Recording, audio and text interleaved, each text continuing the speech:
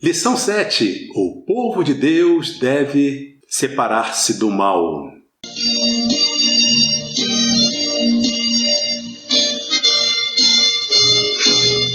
Eu sou o pastor Israel Silva, sou pastor, sou teólogo, sou economista e, sobretudo, sou servo do Deus Altíssimo. Rapidinho, para que você não esqueça, dê o seu like, compartilhe e se inscreva no canal se você ainda não fez. E que Deus abra aí o teu entendimento e que a graça de Deus seja conosco para que tenhamos uma boa aula a todos para você que está assistindo este vídeo. Texto áureo. Pelo que saí do meio deles e apartai-vos, diz o Senhor, e não toqueis nada imundo, e eu vos receberei. Segundo aos Coríntios, capítulo 6, versículo 17. Verdade prática. O mundanismo na igreja corrompe os bons costumes e extingue a santidade. A leitura bíblica em classe se encontra no livro de Esdras, capítulo 2, versículos 59 a 62, e também capítulo 4, versículos 2 e 3, e capítulo 6, versículos de 2 a 4, que passo a ler agora. Esdras, capítulo 2, a partir do versículo 59. Também estes subiram de Tel-Melá e Tel-Harsa, Querube, Adã e Imer. Porém, não puderam mostrar a casa de seus pais e sua linhagem, se de Israel eram. Os filhos de Delaías, os filhos de Tobias, os filhos de Necoda, 652. E dos filhos dos sacerdotes, os filhos de Abaías, os filhos de Coz, os filhos de Barzilai, que tomou mulher das filhas de Barzilai, o Gileadita, e que foi chamado do seu nome. Estes buscaram o seu registro entre os que estavam registrados nas genealogias, mas não se acharam nelas, pelo que por imundos foram rejeitados do sacerdócio. Capítulo 4, versículos 2 e 3. Chegaram-se a Zorobabel e aos chefes dos pais e disseram-lhes: Deixai-nos edificar convosco, porque, como vós, buscaremos a vosso Deus, como também já lhe sacrificamos desde os dias de Esar-Adom, rei da Assíria, que nos mandou vir para aqui. Porém, Zorobabel e Jesua e os outros chefes dos pais de Israel lhes disseram: Não convém que vós e nós edifiquemos casa a nosso Deus, mas nós sós a edificaremos ao Senhor, Deus de Israel, como nos ordenou o rei Ciro, rei da Pérsia. Capítulo 6, do versículo 2 ao versículo 4. E em Aquimetá, no palácio que está na província de Média, se achou um rolo, e nele estava escrito um memorial que dizia assim: No ano 1º do rei Ciro, o rei Ciro deu esta ordem: com respeito à casa de Deus em Jerusalém, essa casa se edificará para lugar em que se ofereçam sacrifícios, e seus fundamentos serão firmes, a sua altura de 60 côvados e a sua largura de 60 côvados. Parece que a lição no decorrer não faz menção do que representa, essa medida de côvados. Então, é basicamente um côvado muito próximo de 50 centímetros, seria meio metro.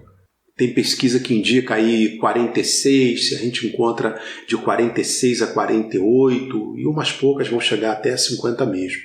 Mas então, só para você ter noção de tamanho, quando fala 60 côvados, vai se estar falando algo em torno de 30 metros. É muito próximo disso. E, por óbvio, né, a largura que fala de 60 côvados, então era 60 côvados de altura e 60 côvados de largura, ou seja, 30 metros por 30 metros. Versículo 4 e último. Com 3 carreiras de grandes pedras e uma carreira de madeira nova, e a despesa se fará da casa do rei. O objetivo geral da lição será compreender que o relacionamento harmonioso com Deus exige a separação do pecado e do mundanismo.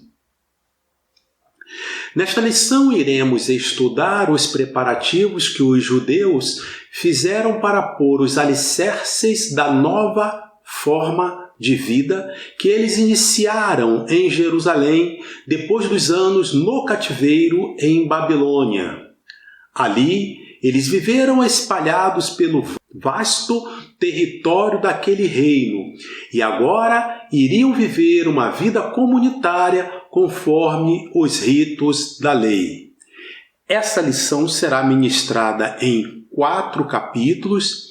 O capítulo 1 é somente os judeus retornariam a Judá. Capítulo 2, os judeus não aceitaram a ajuda dos samaritanos. Capítulo 3, Deus exige santidade de seu povo. E capítulo 4, devemos manter uma vida de separação do mal. Então, vamos direto ao capítulo 1. Para uma pessoa ser considerada apta para fazer parte do grupo que iria transferir-se para Jerusalém, exigia-se que essa prova de sua linhagem que provasse ser realmente de Israel. Na primeira triagem foram excluídos 652 pessoas, até alguns filhos de sacerdotes cujos nomes não foram achados nos registros das genealogias foram rejeitados como imundos. Os judeus mestiços, nascidos de casamentos mistos, que quer dizer entre judeus e entre não-judeus ou gentios. É isso que o autor aqui na revista chama de casamento misto. Durante o cativeiro em Babilônia, não fariam parte do grupo de judeus que retornariam a Judá. Somente aqueles que comprovassem a sua ascendência puramente judaica fariam parte daquele grupo. Deus não aceita a mistura do seu povo com o povo do mundo. Não pode haver comunhão da luz com as trevas. Essa diferença que Deus fazia entre judeus e não-judeus, ou entre judeus e gentios, no Antigo Testamento, aponta para o relacionamento que Deus tem com a humanidade a partir da igreja. Lembremos, apontava para a diferença que Deus faz entre nós, humanos, a partir da igreja. Lembremos que Jesus disse, quando ainda no seu ministério aqui na terra, sobre esta pedra edificarei a minha igreja e as portas do inferno não prevalecerão contra ela. Então, a partir desse momento, o que Deus tratava entre judeus e não-judeus, Deus agora passa a tratar entre a sua igreja e o que não faz parte de sua igreja. E enquanto as pessoas aceitam Jesus, a Bíblia diz que somos as pessoas que estamos em Cristo. E enquanto não aceitam, são as pessoas que não estão em Cristo. Creio que essa explicação vai ajudar bastante você a entender o porquê dessa contenda, dessa celeuma, dessa porfia, dessa disputa para a construção do templo em Jerusalém. Acabaram que os judeus não permitiram que aqueles judeus que eram... Hoje a gente talvez dissesse na linguagem da gíria, né, principalmente da política, que não eram puro sangue.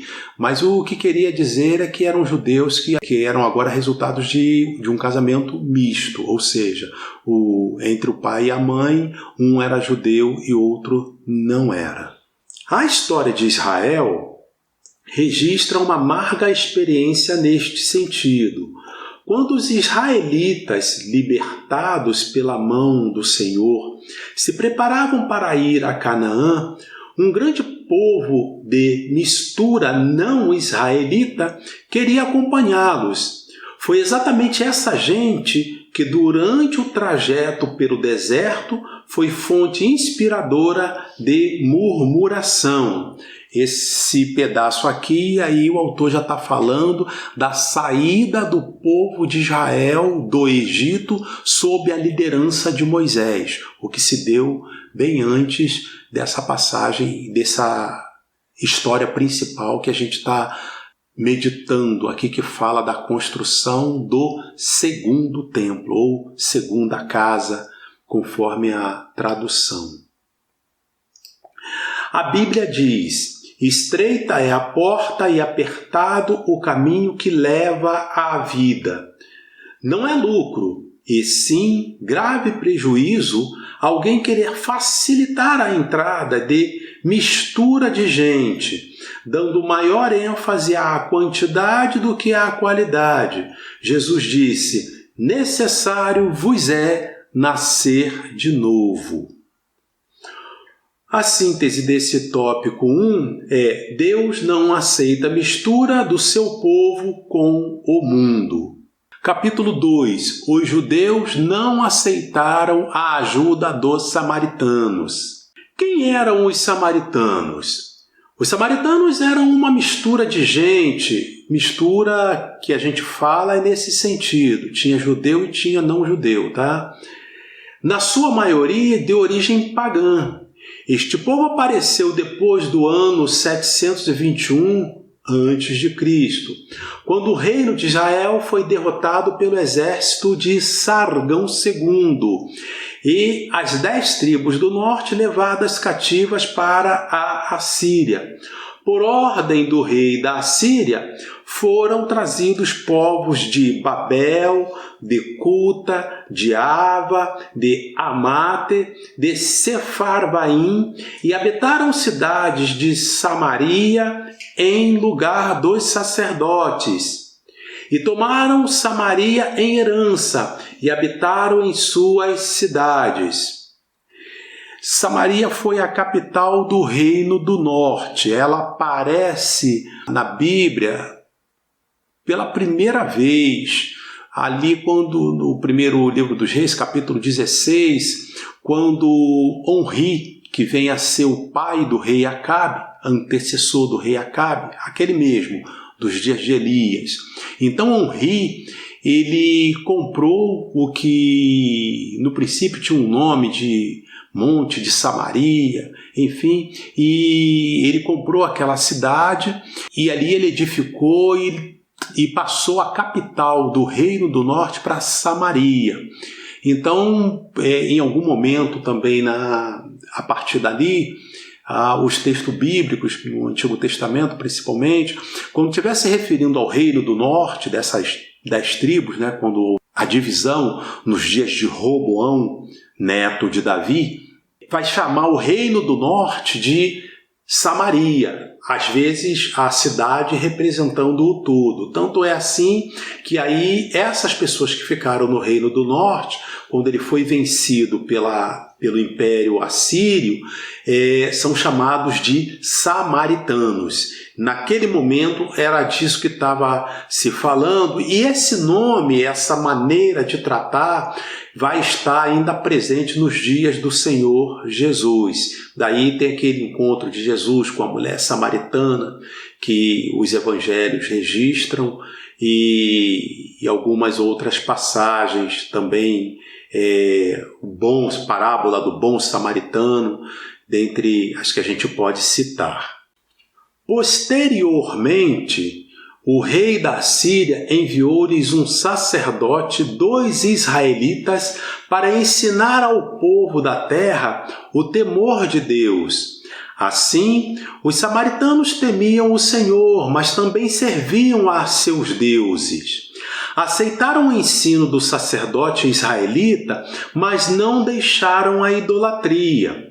Representam muito bem uma vida na carne, da qual a idolatria é uma expressão. Aí essa expressão vida na carne já é uma expressão do Novo Testamento, né?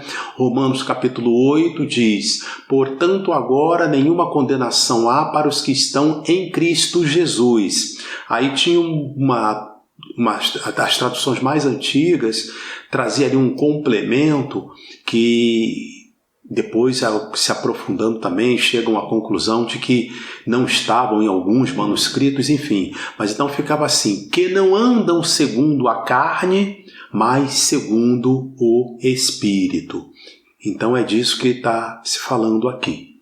Quando os judeus começaram a construção do templo, os samaritanos ofereceram-se para cooperar. Os judeus, porém, rejeitaram firmemente a proposta. Igualmente, quando da construção dos muros, a cooperação dos samaritanos foi recusada. Construção do templo, nós estamos falando do segundo templo, segunda casa, tem a liderança de Zorobabel. E a reconstrução dos muros de Jerusalém tem como líder Neemias, o mesmo que dá nome ao livro na Bíblia Sagrada. Essa atitude é bíblica, pois a Bíblia manda que nós devemos nos afastar daqueles que ensinam diferente da sã doutrina. Igualmente devemos nos afastar daqueles que pregam falsas doutrinas, como também daqueles que promovem divisões e escândalos contra a sã doutrina. Os samaritanos procuraram aparentar-se com os judeus, casaram com as filhas dos judeus e deram filhas aos judeus em casamento. Alguns caíram nesta armadilha. Este assunto será objeto de um estudo em separado na lição 12. Nós estamos agora na lição 7, então mais para frente. Tem muita coisa ainda desse livro de Esdras ainda para a gente meditar. Os samaritanos tornaram-se inimigos dos judeus por 2 razões. A primeira delas, os samaritanos invejaram os judeus. Antes de os judeus terem chegado a Jerusalém, os samaritanos tinham uma certa liderança na região.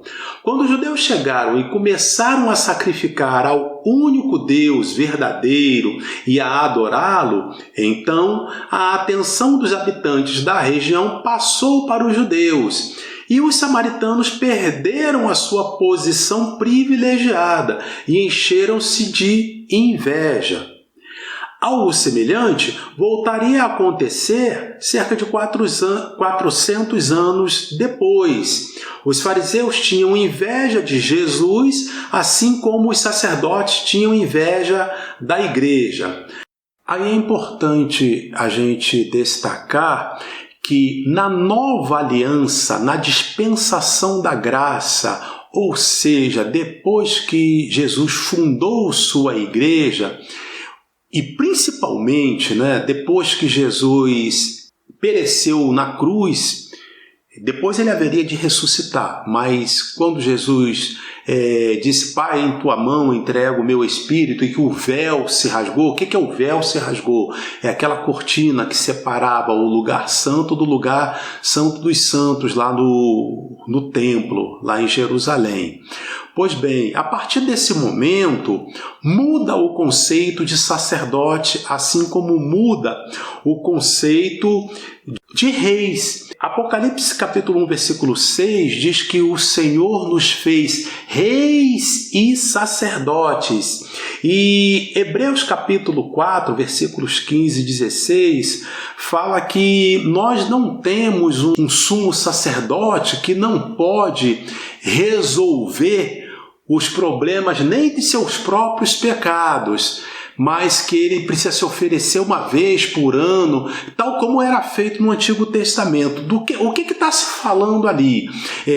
O escritor aos Hebreus, ele destina uma porção bem robusta de textos colocando Jesus como sumo sacerdote, tão somente numa figura do que era no Antigo Testamento. E fazendo, claro, a diferença. Jesus se entregou uma vez por todas, enquanto que lá no Antigo Testamento, desde o tabernáculo, o sumo sacerdote, uma vez por ano, entrava no lugar santo dos santos e fazia a expiação dos pecados de todo o povo de Israel, além de fazer também a expiação de seus próprios pecados. Aquilo ali era para ser feito uma vez por ano. E Jesus não. Jesus se entregou, o escritor aos Hebreus, ele é bastante abundante nisso. Jesus se entregou uma vez por todas, fazendo um sacrifício perfeito. Então é importante ter isso em mente. Esse conceito de sacerdote, como a gente usava no Antigo Testamento, ele está diferente agora. Agora, aquele que está em Cristo é feito sacerdote à luz das Escrituras. E o sumo sacerdote, nessa semelhança, nessa comparação, é Jesus. E em Apocalipse fica mais ainda referendado. Fomos feitos reis e sacerdotes. A segunda razão, porque os samaritanos tornaram-se inimigos dos judeus, é que os samaritanos imaginaram que, se conseguissem associar-se aos judeus, gozariam do mesmo prestígio que estes. Quando os judeus não aceitaram nada da parte dos samaritanos, o ódio velado transformou-se em inimizade declarada. A síntese do tópico 2 é que os samaritanos imaginaram que, se conseguissem associar-se aos judeus, gozariam do mesmo prestígio que estes. Capítulo 3. Deus exige santidade de seu povo. Em toda a história do povo de Deus, observa-se que ele, o Senhor, para manifestar-se no meio de seu povo, exige santidade. Deus espera que seu povo esteja sempre em comunhão com ele, vivendo separado do mal. Retornando do cativeiro, Israel separou-se do mal. Por isso, a bênção de Deus os acompanhou e eles conseguiram concluir a construção do templo e reconheceram que, abro aspas, Deus fizera esta obra, fecho aspas. Quando Josué se preparou para passar o Jordão, ele disse ao povo, abro aspas, santificai-vos porque amanhã fará o Senhor maravilhas no meio de vós. Fecho aspas. Por que santificai-vos porque o Senhor fará maravilhas amanhã? Quem faz maravilha não é Deus? Deus não é todo-poderoso? Por que depende disso? Porque quando a gente tem um propósito com Deus, tem uma luta acirrada, o mandamento é que a gente ore, dedique mais tempo à oração, ore forte, e consagre, e jejue. Por que disso tudo? Eu consigo entender isso da seguinte maneira. Deus é o Todo-Poderoso.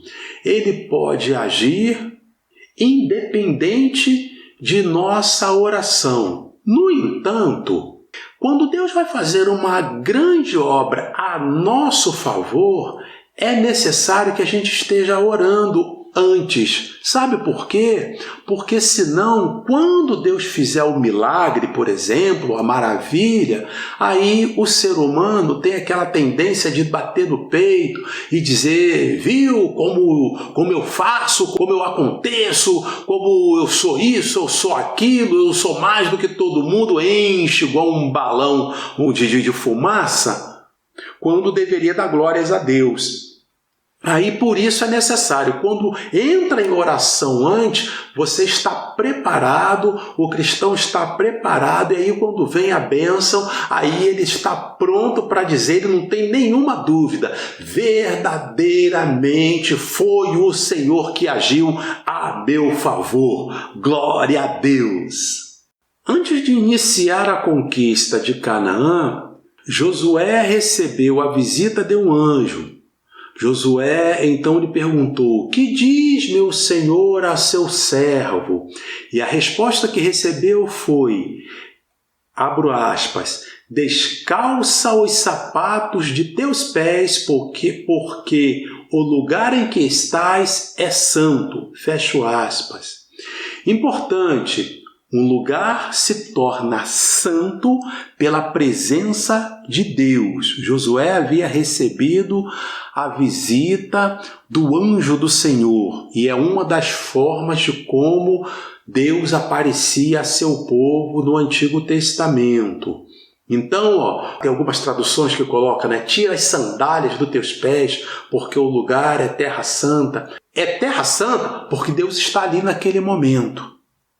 Não é porque, e agora, 1000 anos depois, a gente vai, onde será que Deus pisou? Onde será que Josué estava naquele negócio? Temos que encontrar aquele lugar porque vai ter uma magia. Não tem nada disso. É santo porque Deus está ali. Assim como Jesus ensinou, onde estiver 2 ou 3 reunidos em meu nome, aí estou no meio de vós. Então, é nesse sentido que algum lugar se torna santo.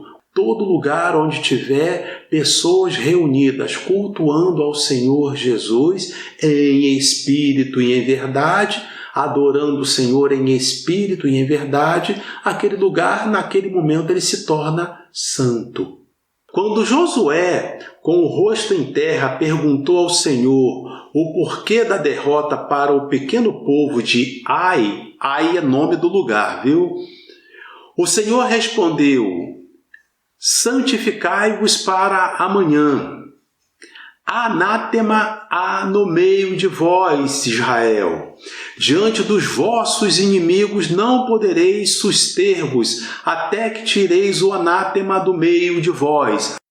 Anátema se refere a pessoas e ou objetos amaldiçoados. Então a história é bastante longa, na Bíblia, mas assim para você entender, teve uma batalha, Deus disse para não trazer nada da batalha, e aí teve lá alguém que chegou lá, pegou umas capas, pegou lá algumas peças de ouro, algumas peças valiosas e trouxe escondidinho e guardou em casa. E aí por isso que Deus depois deu uma derrota para o povo de Israel contra esse povo de Ai, o nome do povo, o nome da cidade.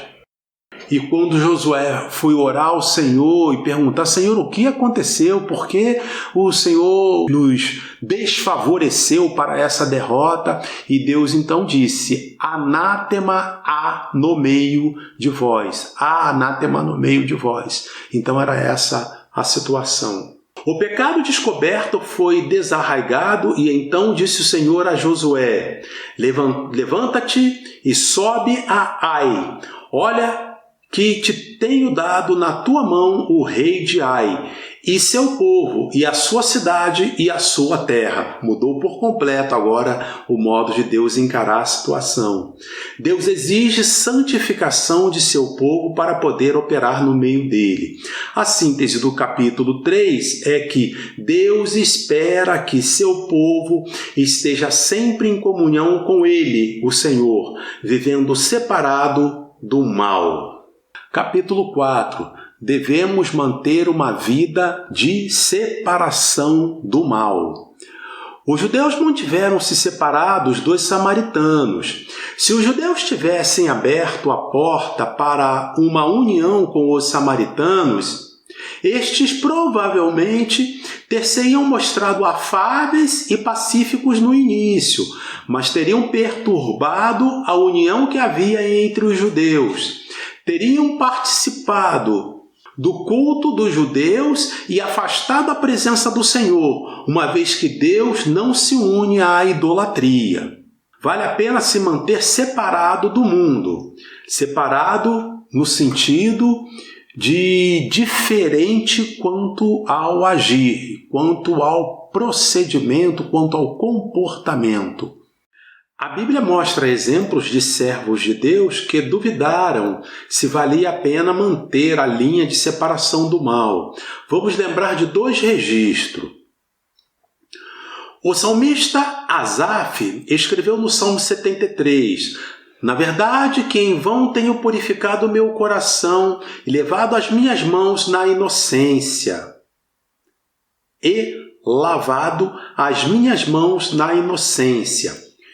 Ficou profundamente perturbado, mas Deus o ajudou a encontrar a resposta. Abre aspas, "até que entrei no santuário de Deus, então entendi o fim deles." Fecha aspas. O salmista ficou tranquilo. "Todavia estou de contínuo contigo, tu me seguraste pela minha mão direita. Guiar-me-ás com teu conselho e depois me receberás em glória." Asaf entendeu que valia a pena servir ao Senhor. Um segundo exemplo, Malaquias respondeu aos que diziam ser inútil servir o Senhor, dizendo, abro aspas, "há um memorial escrito diante dele do Senhor, para os que temem ao Senhor e para os que se lembram do seu nome, e eles serão meus, diz o Senhor dos Exércitos. Naquele dia que farei, serão para mim particular tesouro. Poupá-los-ei como um homem poupa a seu filho que o serve." Fecha aspas. Vale a pena servir ao Senhor. Devemos viver conforme a vontade do Senhor, para que, no tempo que vos resta na carne, não vivais mais segundo as concupiscências dos homens, mas segundo a vontade de Deus. Fecha aspas, texto da Epístola de Pedro. Qual seria então a vontade de Deus para conosco? A Bíblia diz, esta é a vontade de Deus, a vossa santificação. Já observamos que santificação significa uma vida que se abstém das coisas que não agradam a Deus, conforme a palavra. Apartai-vos, diz o Senhor, e não toqueis nada imundo, e aperfeiçoando a vossa santificação no temor de Deus. Devemos sempre muito desejar ser-lhe agradáveis, andando dignamente diante do Senhor, agradando-lhe em tudo, guardando seus mandamentos e fazendo o que é agradável à sua vista. Deus garante aos que vivem conforme a vontade do Altíssimo plena vitória contra os ataques do diabo. O crescimento espiritual desses está garantido. O Espírito Santo tem plena liberdade para atuar em suas vidas e eles tornam-se preparados para serem usados por Deus em sua obra. E, acima de tudo, aqueles que vivem segundo a vontade de Deus estão preparados para o arrebatamento. Aleluia! Vale a pena viver na vontade de Deus. A síntese do tópico 4 é que devemos andar dignamente diante do Senhor, agradando-lhe em tudo. Concluindo, 1. A diferença com que Deus tratava os judeus em relação aos demais povos apontava para a diferença que Deus faz entre os que estão em Cristo e os que não estão. Nos dias da construção do segundo templo, muita gente foi liberta do cativeiro, mas só judeus legítimos podiam trabalhar na edificação do templo de Deus, ou Deus não aceitaria o templo. No entanto, vale a pena trabalhar para Deus do jeito dele. 2. Há limites para o cristão receber ajuda de quem não está em Cristo. Por exemplo, nenhuma contribuição proveniente de pecado deve ser aceita por quem está em Cristo. 3. Deus exige santidade de seu povo, no geral e no particular, no todo e em partes, ou seu desagrado será muito claro. E por último, 4. Há 2 mandamentos do Senhor Jesus, vigiai e orai. 2 mandamentos nesse sentido que nós estamos falando. Ambos são importantes e uma das maneiras de vigiar é evitar a proximidade do mal. O Senhor falou a respeito de Jó, homem fiel, temente a Deus e que se desvia do mal. Palavras do próprio Senhor a respeito de seu servo Jó. E ainda o Salmo 1, bem-aventurado o varão que não se detém no caminho dos pecadores e nem se assenta na roda dos escarnecedores. Com esses 4 itens, encerramos essa lição, orando a Deus para que você tenha sido abençoado, abençoada, você e sua família. É muito importante. Curta, compartilhe, comente, se inscreva no canal se você ainda não fez. Deus abençoe você e sua casa. Em nome de Jesus. Amém.